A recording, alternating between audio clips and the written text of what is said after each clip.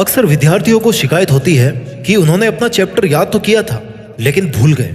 कभी कभी आपको नहीं लगता किसी इंसान को देख के कि यार इसको कहीं पे देखा है लेकिन इसका नाम याद नहीं आ रहा। स्टूडेंट्स सुबह जल्दी उठते हैं याद करने के लिए, बादाम खाते हैं, अलग अलग तरीके यूज करते हैं, अलग अलग ट्रिक्स यूज करते हैं, लेकिन फिर भी कुछ याद नहीं होता। और ये सबके साथ में होता है। और स्टूडेंट लाइफ में भूलने का मतलब है कि आपने जो मेहनत करी थी, आपने जो हार्डवर्क किया था, और अगर आप वो एग्जाम के टाइम पे भूल गए तो फिर कोई फायदा नहीं हुआ, आपका बहुत बड़ा नुकसान हो जाता है फिर। क्योंकि स्टूडेंट लाइफ में टाइम की बहुत वैल्यू होती है और एग्जाम टाइम में इतना सारा दोबारा पढ़ पाना बहुत मुश्किल होता है। ना ही आप दोबारा रिवीजन कर सकते हो उसका। एग्जाम में आने वाले पूरे सिलेबस को एक दिन में याद नहीं किया जा सकता। उन्हें लंबे समय तक याद कैसे रखें, अगर आपने ये सीख लिया तो आप एग्जाम में बहुत अच्छा आउटपुट दे सकते हैं। स्टूडेंट्स को जरूरत है लॉन्ग टाइम मेमोरी की, ताकि आज अगर वो कुछ पढ़ ले तो उनको वो चीज 2 महीने बाद भी याद रह सके। अगर आप भी याद करने के बाद तुरंत भूल जाते हैं तो पढ़ाई के दौरान ये टिप्स आपके बहुत काम आने वाले। इस वीडियो में आपको बताने वाला हूँ ऐसे 15 तरीके जिससे आपको पढ़ी हुई चीजें याद रहेगी। तरीका नंबर 1, रटना नहीं है, समझना है। किसी भी विषय को रटने के बजाय समझने पर फोकस करना चाहिए। इससे चीजें लंबे समय तक याद रहेगी। रटने से उस विषय की आपके माइंड में जो इमेज बनती है वो कम समय के लिए स्टेबल रहती है, क्योंकि रट करके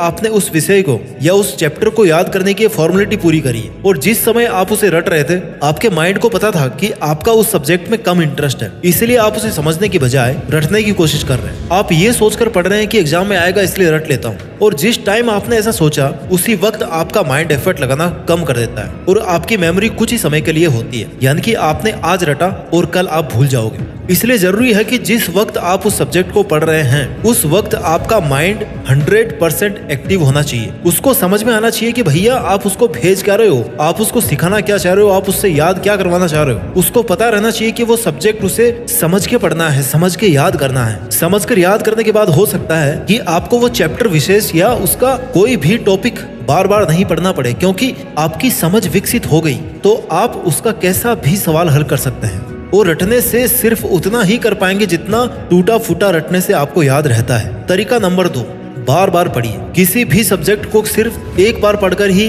वो याद हो जाए ऐसा जरूरी नहीं है, ऐसा होता भी नहीं है। अब आप कहोगे कि भैया अभी तो रटने के लिए मना कर रहा था। देखिए, रटना वो होता है जहां पर आपने एक भी बार उस चीज को नहीं समझा, आप उसको कम से कम एक बार जरूर ठीक से समझिए। आपके समझ में वो आ गया लेकिन आपकी मेमोरी में अभी वो बैठा नहीं है, तो आपको क्या करना है, आपका टॉपिक समझा हुआ है लेकिन आपको उसको बार बार पढ़ना है। कहने का मतलब कि आपको उसका रिवीजन करना है, उसका मनन करना है। उसके बारे में जितना ज्यादा से ज्यादा आप सोचोगे, उस सब्जेक्ट को आसपास की चीजों से रिलेट करोगे, अपने दैनिक जीवन से उस टॉपिक को जोड़कर पढ़ोगे तो वो आपको याद रहेगा।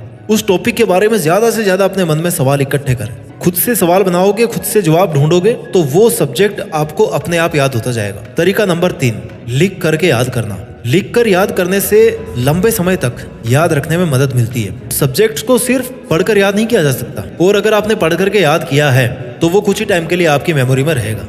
जब आप किसी चीज को लिख करके याद करते हैं तो वो लंबे टाइम के लिए आपकी मेमोरी में फिट हो जाता है, क्योंकि जब आप लिखते हैं तो आप उसको पढ़ भी रहे हैं और उसकी एक इमेज आपके सामने बन रही है, क्योंकि आप उसको पेन से लिख रहे हो। आपका माइंड वहीं एंगेज है, आपका हाथ भी वहीं पे एंगेज है, आपकी आंखें भी वहीं पे एंगेज है। इससे राइटिंग प्रैक्टिस भी अच्छे से होती है और उसी तरह से न्यूमेरिकल्स को भी हमेशा सोल्व करके ही समझना चाहिए। तरीका नंबर 4, विजुअल कंसेप्ट। मेमोरी बढ़ाने और बातें याद रखने का सबसे शानदार तरीका यही है कि आप जो भी पढ़ रहे हैं या जो भी आप सुन रहे हैं उसका अपने माइंड में एक विजुअलाइजेशन तैयार कीजिए, यानी कि एक दृश्य कल्पना कीजिए। फोटोग्राफ, चार्ट और अन्य ग्राफिक्स जो आपकी पुस्तक में दिखाई देते हैं आपको, इन पर आप ध्यान दीजिए। यदि आप एक किताब का अध्ययन नहीं कर रहे हैं तो आप जो याद करने की कोशिश कर रहे हैं उसकी एक मानसिक छवि बनाने की कोशिश करें। यह मानसिक छवि जितनी अधिक स्पष्ट होगी उतना ही अधिक आपको याद रहेगा। ये ठीक वैसा ही है जैसे कोई फिल्म आपको हमेशा याद रहती है, क्योंकि जब आपने उस फिल्म को देखा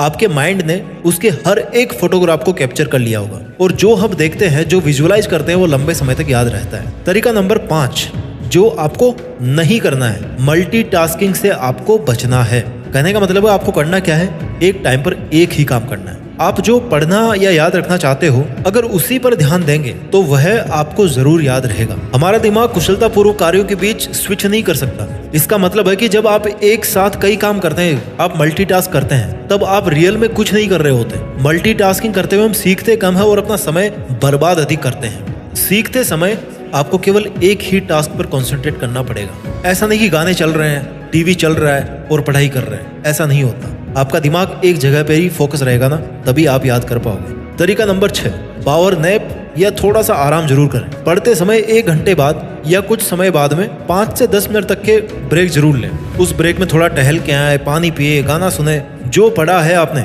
उसे घूमते घूमते दोहरा लें और फिर से पढ़ने बैठ जाएं। क्योंकि बहुत देर तक पढ़ते रहने से आपका माइंड सैचुरेटेड हो जाता है, जिसे थोड़ा सा ब्रेक देने से माइंड वापस उतनी ही एनर्जी से फिर से काम करना शुरू कर देता है और मेमोरी को बूस्टअप मिलता है। तरीका नंबर 7, किसी भी सब्जेक्ट को टुकड़ों में पढ़ें। किसी भी बुक के किसी भी चैप्टर को याद करते समय एक साथ बहुत लंबे उत्तर को याद रखने की अपेक्षा अगर उसे छोटे छोटे भाग में बांट दिया जाए, जिससे छोटे छोटे टुकड़ों के रूप में, एक कहानी के रूप में आपको वो चैप्टर याद हो सकता है।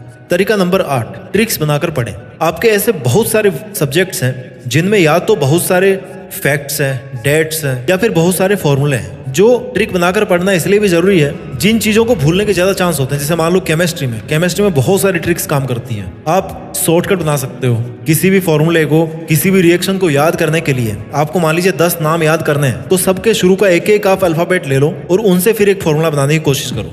ये होती है एक ट्रिक। इससे क्या होता है, आपको सब के सब 10 के 10 नाम एक साथ याद हो जाएंगे। तरीका नंबर 9, सब्जेक्ट बदलकर पढ़ें। आपके टाइम टेबल में पूरे दिन में एक ही विषय नहीं होना चाहिए। 3 से 4 सब्जेक्ट आपको कुछ कुछ घंटों के लिए पढ़ना चाहिए। किसी पर्टिकुलर एक ही सब्जेक्ट को अगर आप इतना टाइम दोगे ना, तो इतना इफेक्टिव नहीं रहता है। बारी बारी से आपको अलग अलग सब्जेक्ट पढ़ते रहना है। इससे आपके माइंड को थकान कम महसूस होगी। आप एक गाना बार बार कितनी बार सुन सकते हो?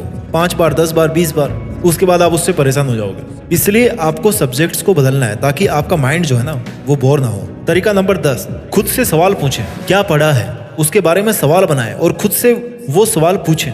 सोचें जो पढ़ा है उसके मुख्य टॉपिक क्या क्या हैं। आपने जो पढ़ा है उस लेसन के मेन टॉपिक्स को सवाल के रूप में एक पेज पे लिखो और 2-3 दिन बाद सिर्फ वो जो मेन पॉइंट वाला पेज है उसको अपने सामने रखो और फिर आंसर करो अपने आप को। फिर देखो जिस पॉइंट पे अटक रहे हो उसको फिर से एक पेज पे लिखो।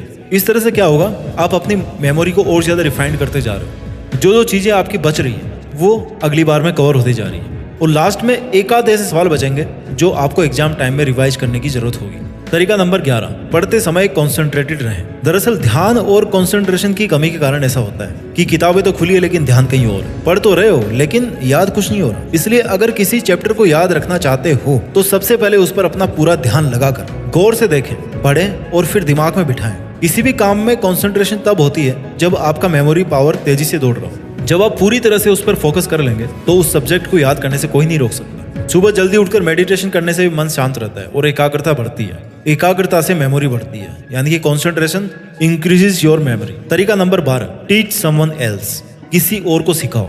अगर आपने एक टॉपिक याद कर लिया तो आप उस बंदे की हेल्प कीजिए जिसको उस टॉपिक को समझने में दिक्कत हो रही है, यानी कि किसी और को आप सिखाइए। टीचर वाली थोड़ी फीलिंग लीजिए। उससे क्या होगा, आपके अंदर कॉन्फिडेंस आएगा कि आपको वो चैप्टर याद है, तभी आप वो किसी को पढ़ा पा रहे हो और आपको पूरा याद है, आप उसमें पूरे कॉन्फिडेंट हो, इसीलिए आप ऐसा कर पा रहे हो। आप में इस बात का भी कॉन्फिडेंस आएगा कि आप उस सब्जेक्ट को जब भी जरूरत पड़ेगी फ्यूचर में, तब आप उसको ठीक से पढ़ा पाओगे और अपने लिए उसको यूज कर पाओगे, एग्जाम में उसको लिख पाओगे। आपने सुना होगा कि अगर आप किसी सब्जेक्ट में मास्टर बनना चाहते हैं तो उसे दूसरों को सिखाना शुरू कर दें। सिखाने के लिए आपको खुद सीखना पड़ेगा और उसके बाद ही आप सिखा पाओगे, इसलिए आप अपने आप मास्टर बन जाओगे। तरीका number 13, pay attention to your surroundings.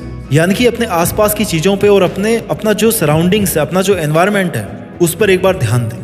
आपके आसपास क्या कोई ऐसी चीज पड़ी जो आपको डिस्टर्ब कर रही है?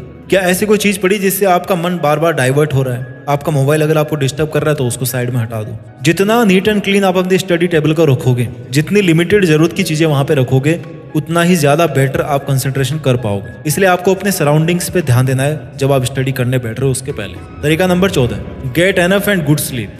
पर्याप्त और अच्छी नींद लें।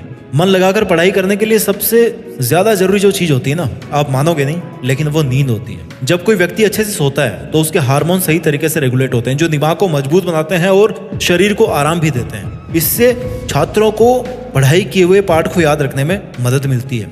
थके हुए शरीर से कभी भी पढ़ाई पर ध्यान या मन लगाना बहुत मुश्किल होता है, कभी कभी इम्पॉसिबल भी होता है। इसलिए जरूरत के हिसाब से हमेशा 7 से 8 घंटे की नींद जरूर लेना चाहिए। तरीका नंबर 15, देश में अपना नहीं बल्कि दुनिया में देश का नाम करने के लिए पढ़ाई कीजिए। अब आप सोचोगे ये तरीका कौन सा है? मेरा कहने का मतलब है कि आपका मकसद इतना बड़ा होना चाहिए कि वो केवल आप तक ही सीमित ना रहे, आपके परिवार तक ही सीमित ना रहे, बल्कि इस पूरे देश तक आपका सपना जाए। और जब आपके मन में ऐसा मोटिव होगा जब आप लाइफ में इतना कुछ बड़ा काम करना चाहोगे तो अपने आप अपने को उसके लिए ट्रेंड करोगे। आप अपने आप उस रास्ते में आगे बढ़ते जाओगे जो आप करना चाहते हो।